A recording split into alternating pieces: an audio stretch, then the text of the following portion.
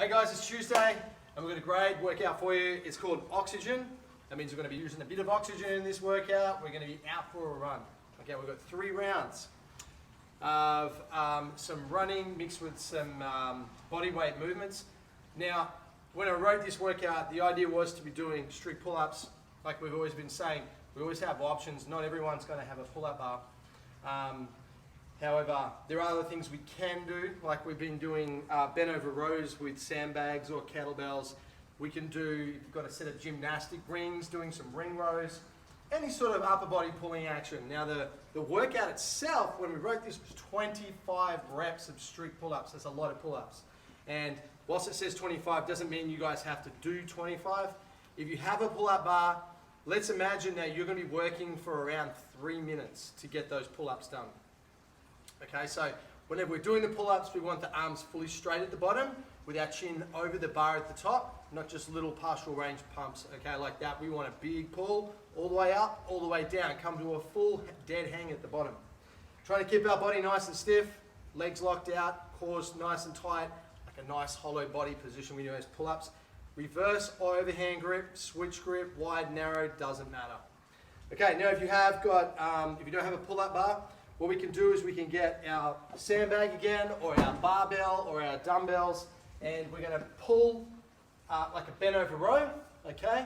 If you have a setup like that. If you've only got a single kettlebell or a dumbbell, you might set yourself up for some single arm rows, okay? And I've got on there 50 reps. Once again, that depends on the weight of your object. If you have something that's reasonably light, getting you to work for around similar would take you to do 25 pull-ups.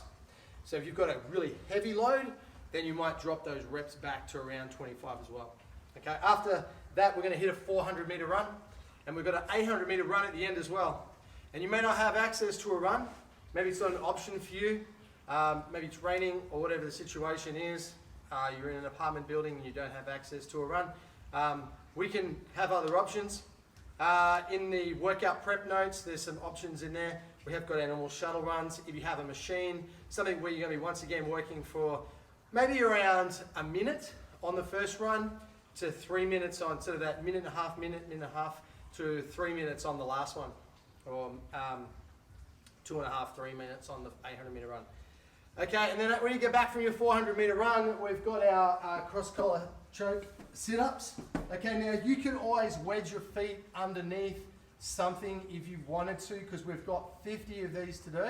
Okay, so if you want to put your feet under something, that's fine. Otherwise, just keep them flat on the floor. We're just going to pop up and squeeze. And I want to see you guys sitting up rather than just doing a little crunch like that. So always trying to get our fitness through a full range of movement. All right, so sitting all the way up and getting that choke in at the top. Okay, so 50 of those, back out the door for an 800.